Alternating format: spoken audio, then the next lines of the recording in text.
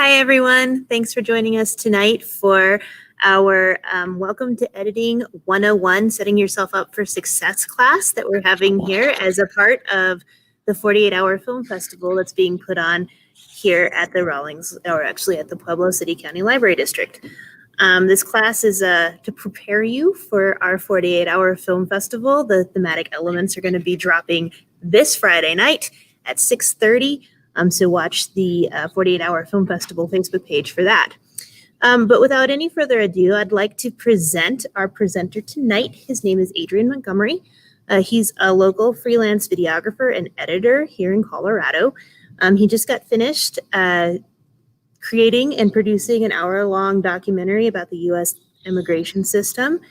And he's also previously participated in some 48-hour film festivals before.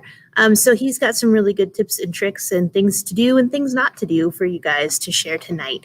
So without any further ado, I will let Adrian take the stage and he can let you know what's going on. All right. Thank you very much, Sharon. I'm going to go ahead and share my screen. And we'll get off and rolling. Here we are. All right. So thank you, everyone, for being here tonight. So tonight we'll be talking about editing 101. So my focus is going to be setting yourself up for success. So let's see. Tonight we'll be talking. I'll just give you just a brief synopsis about myself. Then I'll start moving into talking about the role of the editor, then pre-production's impact on editing, then some suggestions, then move into kind of some suggestions for everybody, what to collect before you sit down to actually edit. And then I'll go over some brief suggestions for an editing workflow.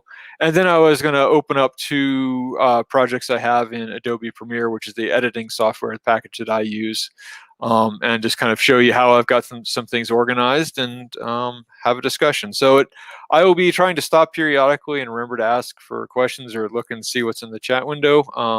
So please feel free to drop in questions and we'll answer them as we progress. So, okay, apologies, here we go. So my background. So I am in the film world, I've been working on the Seeking Solutions documentary with Polly Washburn, who, if any of you were here for the presentation last week, she's we've been working on that together, so partners in life and creative projects. So we interviewed 9 people about the American immigration system, and then from those interviews, we've created an hour-long documentary, and we've included infographics and some other, voiceover work in that. That's, so close to being finished, it's painful. Almost done, working on the subtitles at the moment. So other things I've done, back in 2016, worked on the 48-hour film project. I was the director of photography and an assistant editor on that project. And I've been a freelance videographer and editor for the past several years. So moving on, I'll try and share a little bit of what I know with you. So just to reiterate, a film is made 3 times. So there's kind of 3 phases: the pre-production, the production, and the post-production. Pre-production is when all the planning happens, finding cast and crew and locations and all that upfront work. Production is what you think of as making the movie, where people are on set with their cameras and audio gear and the lights and actually filming the video. And then the post-production work is where it all comes together, and then the very final piece of that, of course, is finding distribution for your film.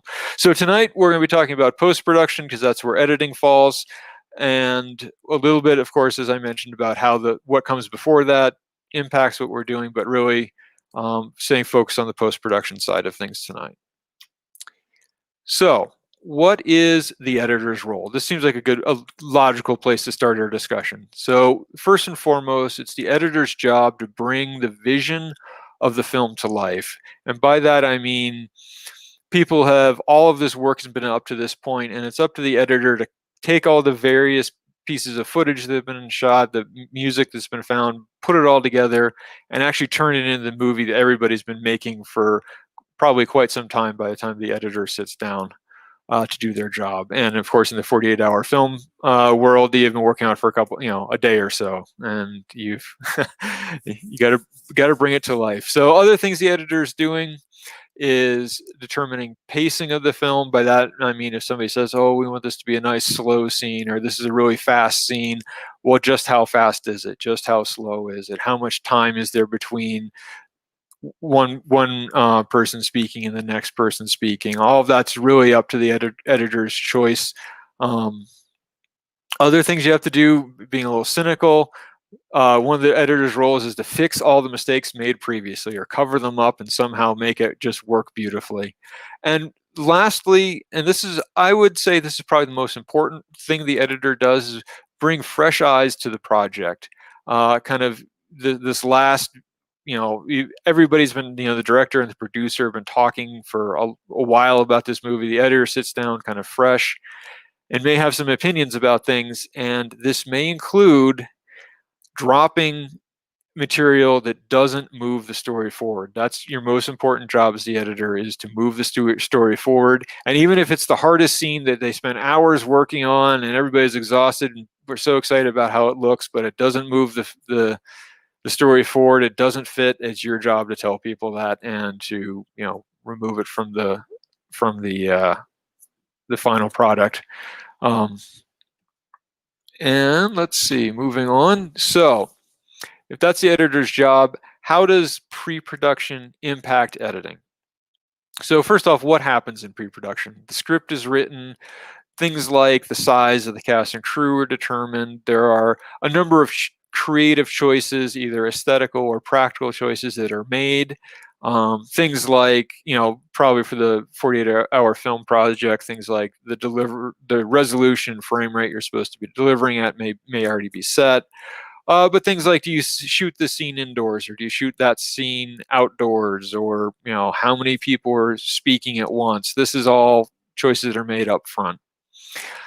Really, this is where the vision of the film is developed. And as I said previously, it's the editor's job to actualize this vision while honoring the creative choices and wishes that were previously made. So with that in mind, pre-production brings a lot of information, a lot of decisions. So what do you need to know before you can actually start editing? And this is where I want to just take a moment and say, it really, really pays off in editing to stop for a moment, and before you start working, to start planning out what you're going to do. That actually makes things go much faster. So talking about that, you need a copy of the script. If there's a storyboard, you need a copy of the storyboard. That is a fantastic communication tool. And in a little bit, I will actually show you how I've used a storyboard in the past to help drive my editing. You need a shot list. What are you expecting? What shots are you expecting to get from the film crew? Is there any music that needs to be added to the finished product? If so, is it ready yet? Has that decision been made? Has somebody written it? All those kinds of questions, good to answer. Are there any sound effects? And by sound effects, I mean something like ominous footsteps from off screen, these kinds of things, or somebody snapping their fingers and it just didn't come. It's probably not going to come through okay on the film, on the microphones that picking up people's voices. So maybe it's better to actually have a pre-recorded snap that you're using. These kinds of things. Lookup tables, this is part of color grading. Again, if somebody's figured out a visual aesthetic that they want for the whole film, they may have selected a lookup table that helps create that. So that's kind of advanced, but if that's available up front, great. If there are any other visual assets that you need, again, collect them. Another great thing to have up front, a list of the cast, the crew, any thank yous you need to give or recognitions, these kinds of things. Because you can start building the credits, you can start building the credits immediately. As soon as you have that, you don't need any film. You can just start building that whenever you want. Also, logos, or are there any other artworks that needs to be included either at the beginning or the end? Again, as soon as you can get those, the better. And I would also say, obviously, the first thing to do once you get all of these pieces, these bits and pieces of information, create your project in whatever software package you're using and import all this footage and then start to get it organized. Jumping ahead of myself a little bit, but that's just want to say that anything you can do before you sit down to edit is better.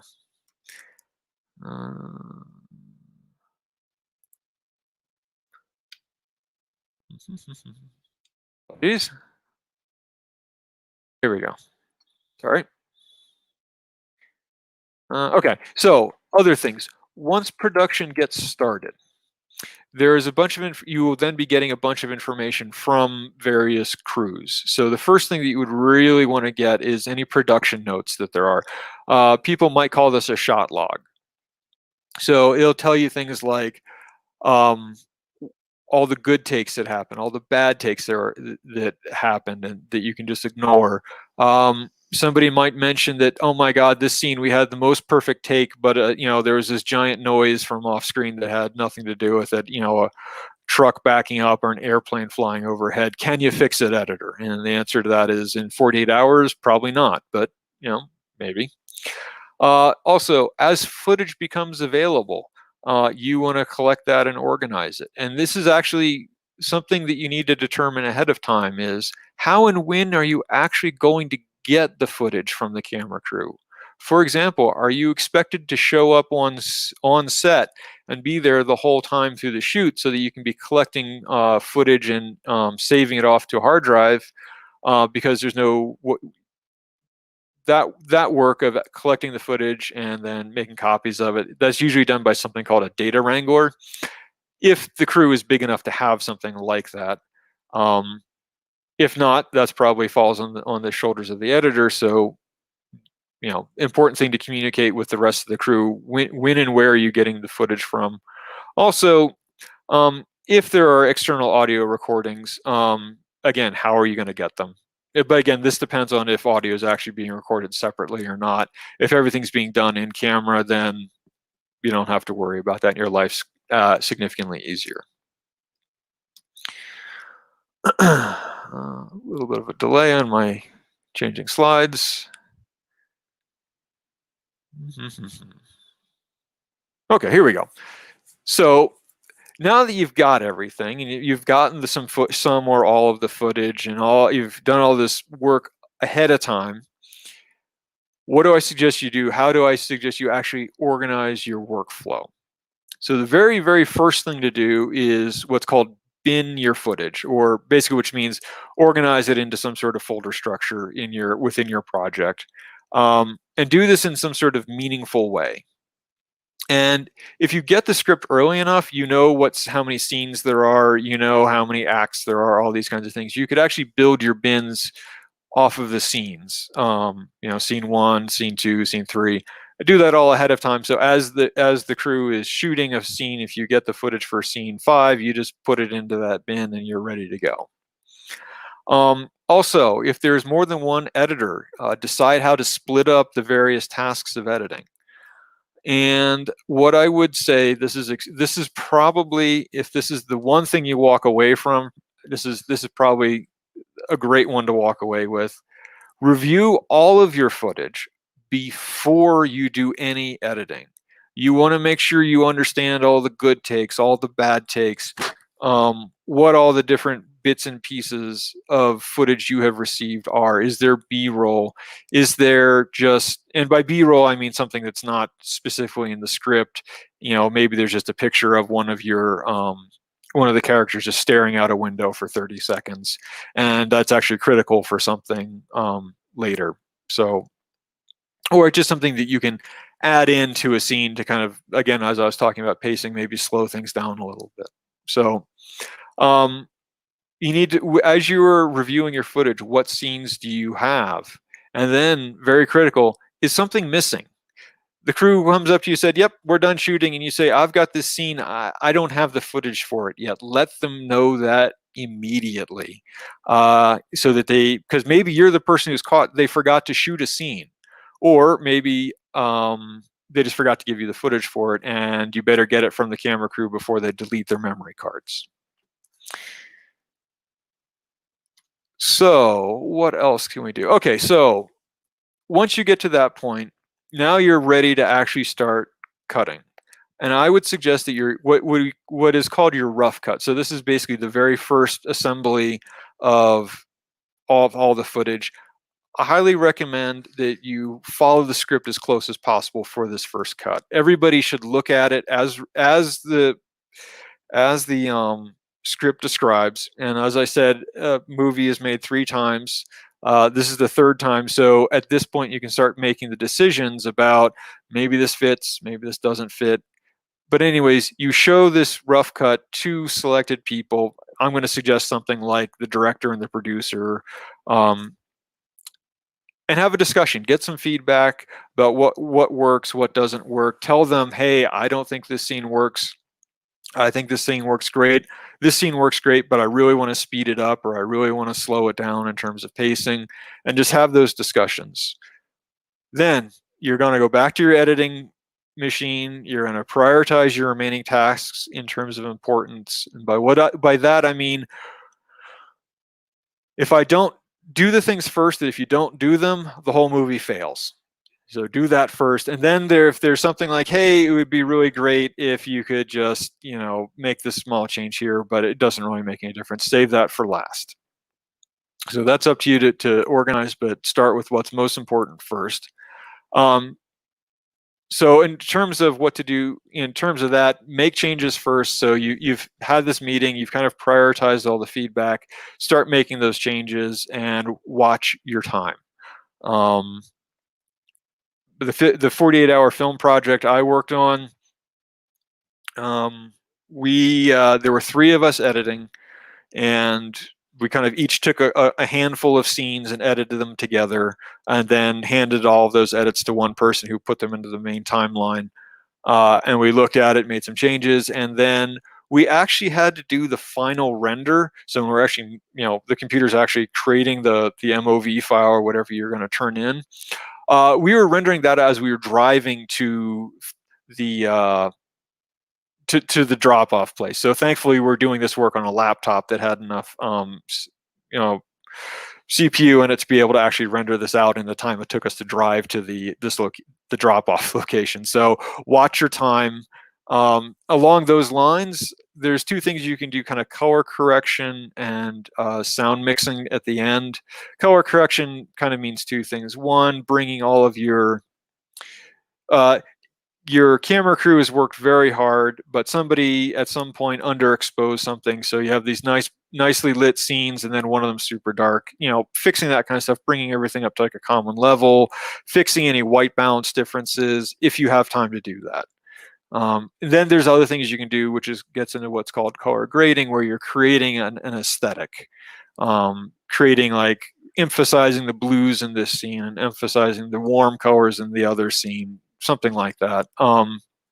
Sound mix. Sound is incredibly important to the success of your video, because if people can't understand what they're hearing, they will just turn it off. So getting good sound is extremely important.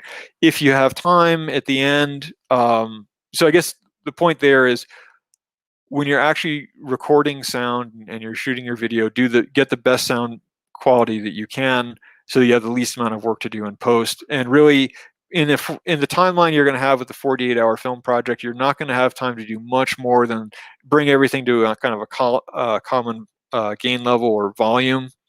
And probably, if there is some background noise, you might be able to have some time to fix the worst of it, depending on what editing software you're using. So then after that, everybody looks at it one last time. You go, yep, this is what we wanted, and it's time to export the film so that we can get it, make that final delivery time. So hit the export button and pat yourselves on the back for a job well done, and turn it in. So where are we going from here? There we go. So let's look at a real project. So I'm going to go ahead and get out of my PowerPoint presentation here. And let's see here. I'm going to go over my button. We're going to go to Premiere Pro. So editing software. This is what I use for my editing. This is Adobe's Premiere Pro. There's a lot of, it's like if you have access to this or like Final Cut Pro, fantastic, feel free to use it.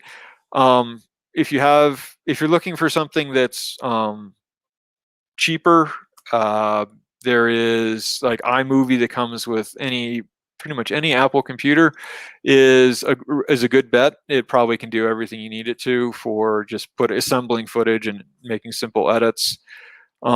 Other pieces of software, if you're looking for something a little bit more advanced than that, I've used DaVinci Resolve, which is another editing tool. There's a paid version, a free version. The free version does everything you need it to and more. So you can just download that for free and edit with it. I do recommend that if you're not a seasoned editor, make sure you understand how to use your software a little bit before you start. Maybe just shooting like 30 seconds of film or a couple minutes of film, and just making sure you understand how to do the basics of cutting and moving footage around on your timeline before you sit down to actually edit with a big time pressure. So one of the things I was talking about, what I'm going to try and talk about now, it doesn't matter what tool you're using. All software packages have something like this built into them. So I'm going to start with how I actually organize my project, since I was stressing making sure that everything is nice and neat. So this is a basic format that I use for every project I've ever worked on, and it's very flexible, but it's also very simple. So I created a couple of, remember I said the word bins, or really they're folders. So here's some folders, each that I have named to hold different kinds of assets. So for one, I have audio. So I had, I should back up, I apologize. What I'm showing here is actually a little video I did for fun with myself, on a weekend. But, I had a little bit of help from Polly on this one, but mostly what it was is I played the saxophone. My saxophone teacher was trying to have a recital, but obviously things like recitals aren't very feasible right now. So we did a virtual recital where everybody just filmed themselves playing their saxophone and sent it in. So I, of course, couldn't resist having some fun. So there's some backing tracks, which is basically just some music that was laid down that I was kind of accompanying me playing my saxophone. And then I have another bin. So this was kind of the pre-recorded materials that I brought in. And then these are all the recordings I made of myself playing the saxophone, the various takes and all those kinds of things. And I had them organized, and then I kind of split out some other pieces. So all of that's a little bit more detail than you need, but it's nicely organized. I know where everything is, and these are clearly labeled.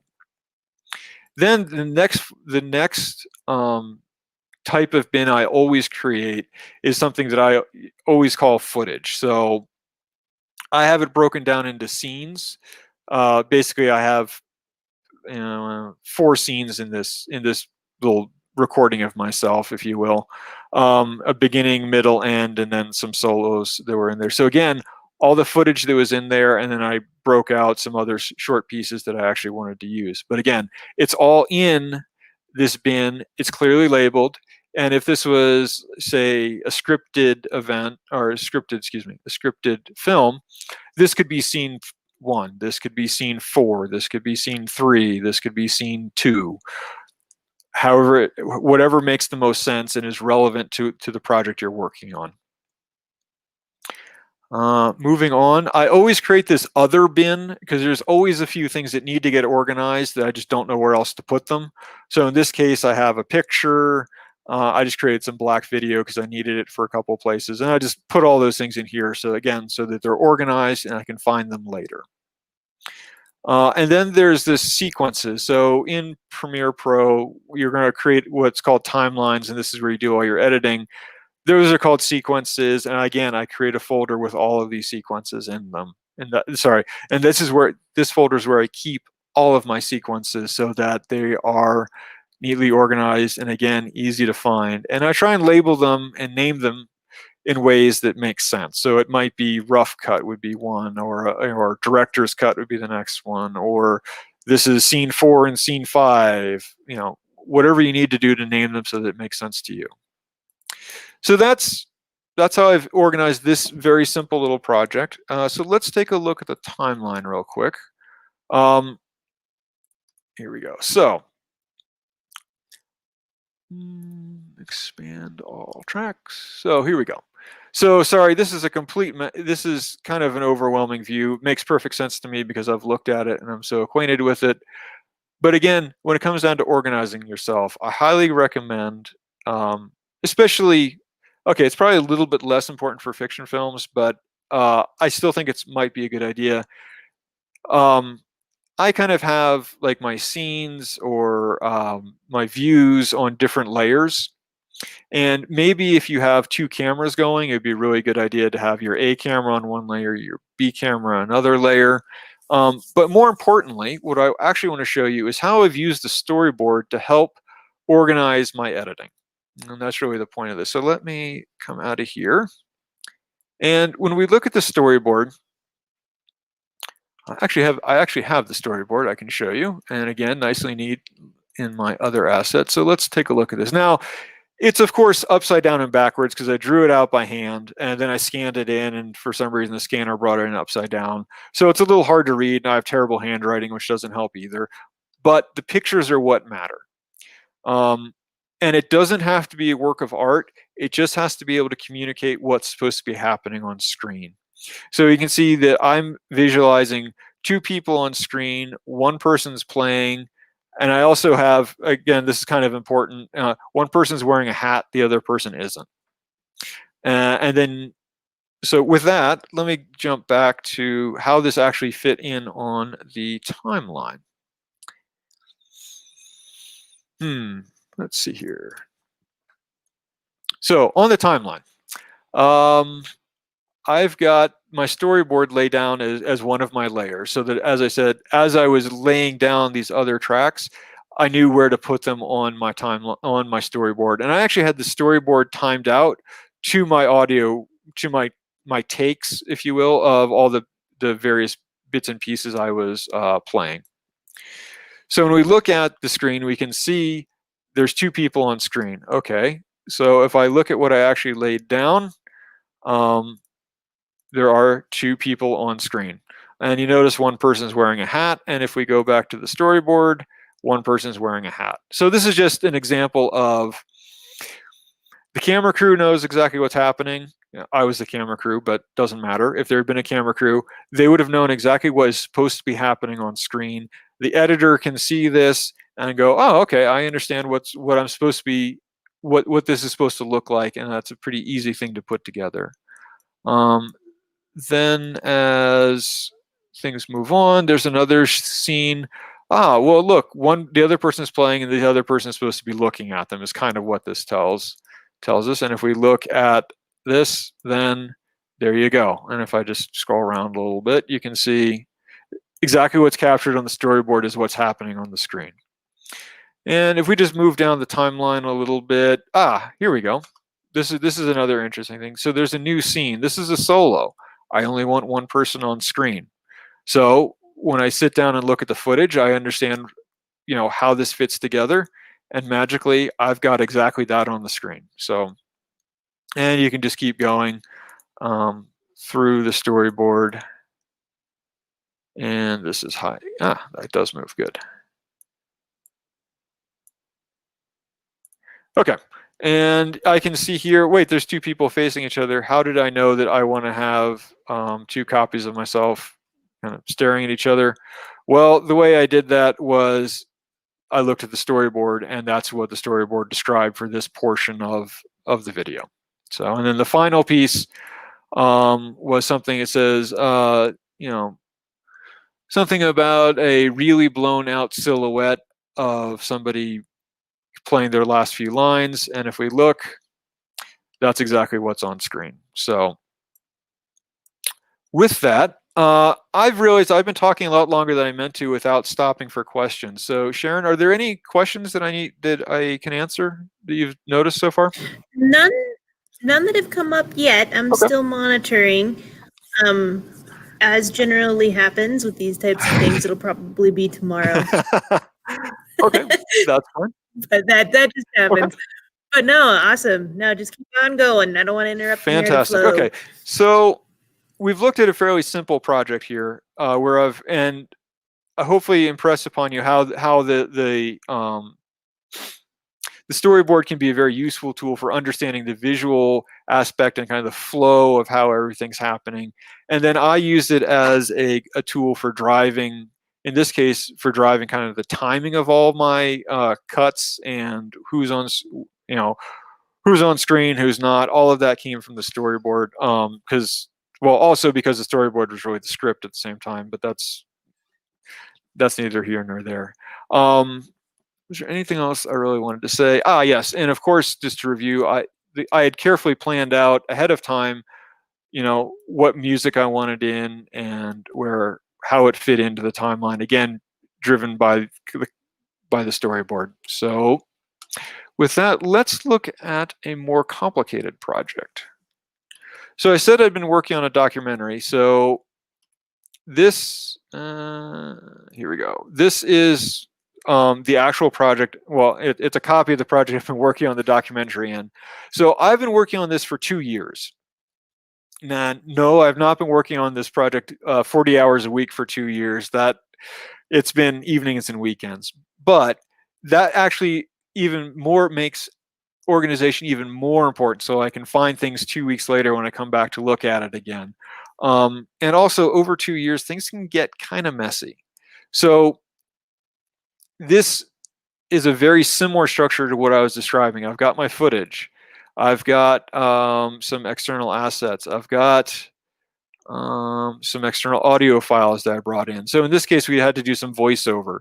So I had a script there where I had voiceover 1, voiceover 2, voiceover 3. So all of the takes for this voiceover were in that bin. Again, trying to make it as easy as possible to find. And I broke it up by takes, and I'll show you how I do that in just a minute. But that is the voiceover, rendered cuts. Okay, so rendered cuts, this is something I didn't mention before. I actually find it pretty important to have a folder that anything I render out, I put in here so that I can find it later. So what was the name of that movie that I delivered? What was the name of the final cut? Well, it's in here somewhere so I can find it. So you can see we've had a couple trailers. So those are in here and for my reference, and I can, again, making it easy to find. And then sequences. I have a lot of sequences for this because we went through 1, 2, 3, 4, 5, 6, what we were calling rough cuts. So 6 very early cuts, had a screening, got a bunch of feedback. All the cuts after that screening are in here. So again, keeping it organized so that I can find things later. Now, on a 48-hour film project time frame, the same thing applies. You don't want to be spending 10 minutes looking for something, because that's 10 minutes you can't be editing, and now you're just gotten that much closer to your deadline without actually accomplishing anything. So keep things organized so that you can just go to, I need the graphics, or I need the voiceover for scene 8, and this is oh, hey, look, I even marked it as good. I want this one, and off you go. Let me think. What else did I want to mention in here in terms of footage? So same thing with footage. So these are all the people we interviewed. You can see the date.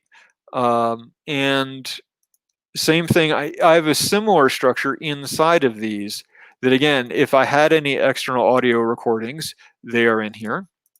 And here is this is the actual interview. So that's the interview right there. If I need to refer back to it for any reason, there it is. I can find it easily. I think that's probably what I need to say here. So in terms of organizing a more complicated piece like this, so Again, I have lots and lots of tracks here, as you can see. Basically, I have a track for every speaker. So whenever this speaker shows up, they're always on, let's see here. Whenever Ravi shows up, he is on this track. So that's, again, it just makes it easier for me to jump back and forth between times he's on screen, whatever I need to do to Ravi, I can just do this one track, and I'm in good shape. So the other thing I did is I created layers for other things. So there's this graphics layer. So for example, if we go see what we're on screen, this is our opening sequence. So I just put it on that graphics um, track. And there it is. Again, it makes it a little bit easier, especially if I compress everything. So minimize all tracks. I know that this is where all of my graphics are. And then other things that shows up regularly, the lower thirds. So lower third, you probably won't have to deal with in a fiction film. But basically, if you're ever watching the news, something slides in and it's got some text on it that gives the speaker's name and their job title or something. That's a lower third. So these show up regularly in documentaries, so I just created a track for them. So again, these are not necessarily what you're going to have to do in the 48-hour film project, but it's organized in a way that's relevant to the project I'm working on. So just keep that in mind when you're working on things. And the other thing I did, so here's all my video tracks, and all the accompanying audio tracks are down here, and they are named exactly the same. So if I want to find the audio that goes with Ravi, let's say, for example, I think he's on 9. There it is. And here's Ravi's video track. So again, just keeping everything organized together so that I can just keep track of everything and keep things, as I've been saying, organized so you can move quickly between them, so you can spend your time editing, not looking for things in your project. And I think that is about what I was hoping to cover. So if any other questions have shown up, I'm happy to answer them. Oh, if not, I've got something else I can show real quick. Yep. No more questions? No more Okay. questions. Few people watching. All right. So as it says, I'm happy to answer questions about anything kind of like production or post-production related. One of the things, here we go, perfect. One thing I can mention is how do I look at a script and what notes do I take? So here's what, if you remember in the documentary, I said we had a bunch of voiceover scenes. So here's our voiceover. I did some takes and Polly did some takes, and basically what we did is I say T1. So this is the first take. And basically I started reading this and I got to about here and I just completely flubbed my line and did something wrong, had to start over again. So I backed up a couple of sentences, did take 2, didn't get any further. And then so I said, fine, I'll just start here. And that's take 3. And I kind of went through that whole process until I got to take 6, which again is indicated here. And I got all the way through on one take. So something like that. I got through halfway through and then 7 overlap. But anyways, what this tells me is I've got 7 takes. It looks like actually none of them go all the way through. But if I want this first half, I've got a good take of the first half and I've got a good take of the second half. So I can, which bits and pieces do I need to put together? It's kind of my notes that are taken here. It's really, really great if somebody can be taking notes like this during filming. So take 1, it got this, and do some sort of marking that it got this far through the scene before somebody called cut. Or maybe put some notes on the side. Take 1, made it all the way through, but so and so forgot a line, stumbled, and then kept going. Things like that are very helpful to the editor, so that you can move. You can analyze what takes are most useful first. So once you've split them up, you know which takes are actually helpful. And I think that's about all that's really yeah, I think that probably covers it enough. So, anyways, Well, thank you so much, sure. Adrian. Absolutely. That was a lot of really good information, especially for me. I'm a makerspace librarian, and so I actually have the creative suite in the makerspace. Unfortunately, not able to be used by the public right at this moment, but we do have a lot of this type of software on our Apple computer in the makerspace here at the Rawlings Library. So for next year, if you guys are looking for Yeah. some film editing software, I know a place. Um, And that okay, so that actually that's an excellent point. If you're going to be using like a remote, you can rent, either at a library or other places. Having stuff organized well before you come in becomes extra important. And one of the things I completely forgot to mention is, you kind of saw how I structured my project, like with all the folders. If you look on the hard drive of my computer, it's exactly the same. So if Yeah. you can do that before you sit down on editing, you just import that into your system. That'll save you some time as well. Well, and with a 48-hour film festival, we're really wanting to have some of the more amateur filmmakers have this be a first foray into videography, really. And so that's really important to note is that you don't always get to use the computer when you want to use the computer if you're using the library's services. So make sure that you know that it's coming and you've structured your time, talked to me, and made sure that you have time booked to use whatever, equipment that we have that you might need to use. Yeah, so for the future reference, definitely always check out your local library if you don't want to spend the money to get Premiere Pro for your own computer.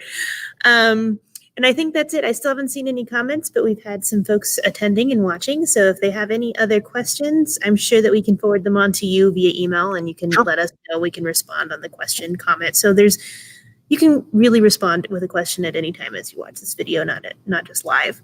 So I'm just going to do just a little brief announcement. Adrian, if you need to go, you are more than welcome to. I'll just do some announcements for the rest of the film festival. Thank you so much for attending and have a great night. All right, as Adrian is getting ready to hit the road, I will remind you that our thematic elements reveal party is on Friday. It is on Friday at 6:30. It is not on the library Facebook page, or not on the library Facebook page, but it is on the 48-Hour Film Festival Facebook page. So make sure that you've liked that so that you're able to get those thematic elements as soon as they're revealed, because once they're revealed, you've got 48 hours to get your film done. So with that, the deadline to get your film to us here at the library is October 25th. You can submit that to filmfestival@pueblolibrary.org. We prefer a Vimeo or a YouTube file for that. And then the judges will go over all of the information, all the videos that we have gotten as submissions. At that time, you can also vote for People's Choice Awards. So even if you didn't submit a film, please definitely check them out. And our winners will be announced on the 30th. Very, very important to remind all of you that you can make an amazing film with these thematic elements, but it is only 6 minutes and 30 seconds long. Any longer than that, it will not do. Make sure it's 6 minutes and 30 seconds or less. All right, I think that's all I have for this evening. Thank you guys very much for tuning in and listening to Adrian Montgomery. And we really hope to see a lot of awesome film entries. So yeah, tune in on the 25th at 6:30 on the 48-Hour Film Festival.